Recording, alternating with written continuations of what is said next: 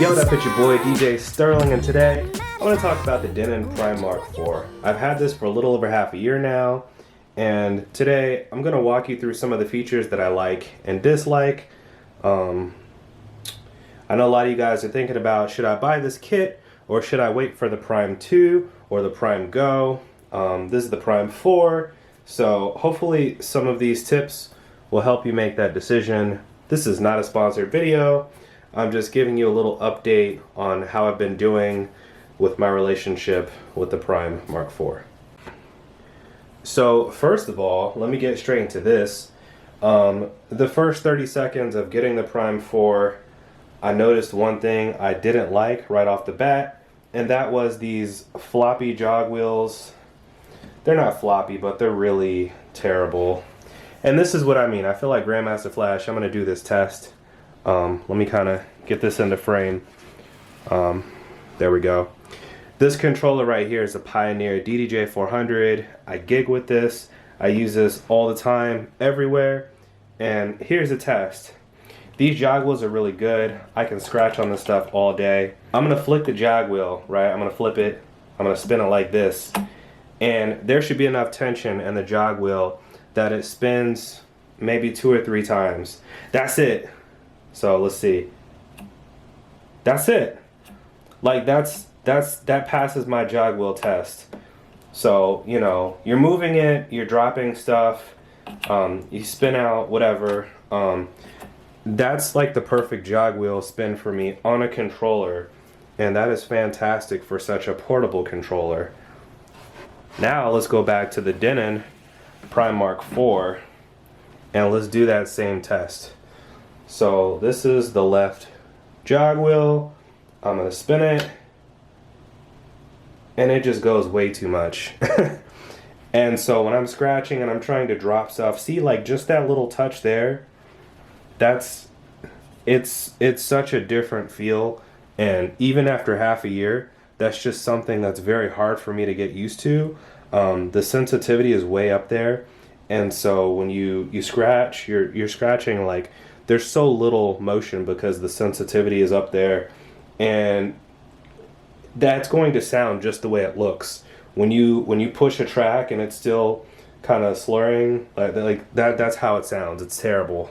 I don't like that at all. I hope that future controllers have some sort of tension or just make it tighter like every other controller, but that's probably the biggest drawback to this controller are the jog wheels. They look great, they're not that great to use.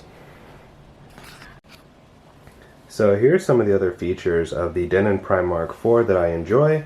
By the way, if you like this flight case, look down in the description below, there's a link to it. One of the great things about this flight case is there is a tabletop right there where you can put a laptop, a MIDI controller, whatever you want, whatever kind of gear you have. It's a really nice tabletop surface which can fold in like so to help protect the unit. It's really nice. I really enjoy this case. The only disclaimer I have is case plus controller is extremely heavy. I don't know how much weight, but at least 50 pounds. Okay, so I'm gonna crank this bad boy on. I'm currently running a beta version. It's kind of old by now, but it allowed me to stream Tidal, which was important. So 1.4.0. I think there's a 1.4.2 official release out maybe by this time. Today's February 23rd, 2020. Okay, just doing some stuff for Las Vegas. So here's my playlist. So right away, one of the things I really enjoy are here. There are 2 slots for USB. I believe you can put one USB in and read and write to it simultaneously, but a lot of times I'll use 2 USB drives. I like having a collection on one and I like writing to the other, and then the one I wrote to, I can just pull it out, throw it into my computer. I can do any post-processing. A lot of times I think there's an automatic leveler or a limiter, which helps to reduce some of the clipping, but minimizes the audio. And so I just go back into Ableton or Audacity, and I'm able to normalize the gain so it sounds good. So the USB drives, plus there's a third slot for an SD card.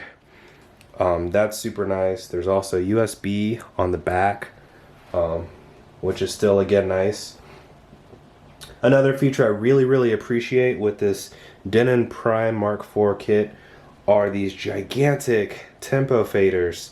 They feel really good. Like when I push it, there's some resistance to it. This feels like, I don't know, maybe a hard plastic, but it feels like there's quality to it with the usage, right? The function. When you get to the middle, like the Pioneer controllers, I like that you can feel it. So you can be looking away, or it can be dark, and you know exactly where is the neutral setting for the tempo fader. But with the Mark IV, you get a light, so you have to be watching, because you're not going to feel a notch when you get to ±0. But using this feature here, this tempo fader is so gigantic, I can easily dial right down to the exact BPM that I want. When I use a smaller controller, like the DDJ400 that we just looked at, the tempo fader is a lot smaller, and so making that adjustment is very hard.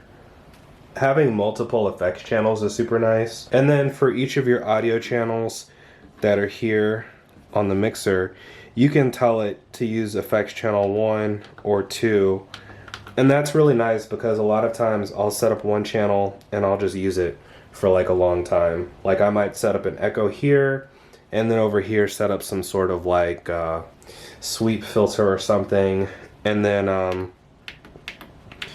you know, you can activate whatever settings and the amount, and it's just really nice having 2 effects channels versus 1. Here's another drawback to this kit is I don't think it has this still, but using that other controller with Rekordbox, you have a sampler kit, and so what I can do is I can use these performance pads here. I can hit a sampler button, and I can load up sound effects, you know, maybe a drum and a kick and a hi-hat, or a DJ drop, or whatever I want. I can add a sound effect, and then when I'm playing some music, I can hit sampler, hit one of these buttons to trigger some noise or some sound effect. And that's a really nice feature when you're playing on a 2-channel mixer, is to be able to trigger a DJ drop that easy. On the Denon Prime Mark IV, to my knowledge, there is no sampler kit. My workaround is this: I create an audio track in Ableton, I throw all of my sounds on it on a single track, I then analyze it through the Engine Prime software, and when I want to go to play a drop, I have to load that audio track up, set cue points, and then, you know, I can put it on like track 3 or track 4. But it takes time to load up that track, and if I'm mixing with 2 channels, it's not such a big idea. It's not such a big deal. But if I'm mixing with more, it kind of gets in the way. You have to load a track, which takes time, and then you have to know which cue point, which at this point you can use headphones to listen to the sound you want to trigger. But yeah, it's kind of annoying. That takes time to do. It's overhead. I kind of wish there was a built-in sampler kit to this controller. There's not, but with Rekordbox and some of your cheaper controllers, when tethered to a laptop, you get some of those features, and it's really quite convenient. Another really nice feature of the Denon Prime Mark IV is this 10-inch touchscreen. It's super responsive. It's very nice. It works extremely well. I just connected to Tidal. For example, using the XDJ-RX2, there's a 7-inch touchscreen, which is pretty much useless. When you do touch it, it's very mushy, and it has buttons around the screen which do pretty much everything you need to do.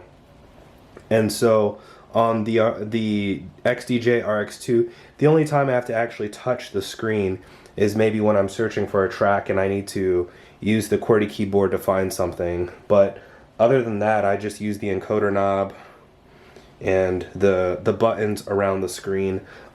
This screen is really nice. Like, there are no buttons around the screen really. You have some features down here to help navigate, but you really are able to use the touch screen, and it feels great and intuitive to use. And so I really appreciate how this has a gigantic screen, which is really useful. Like, this is your built-in laptop for this standalone unit. And I guess that's it for now. Thanks for watching.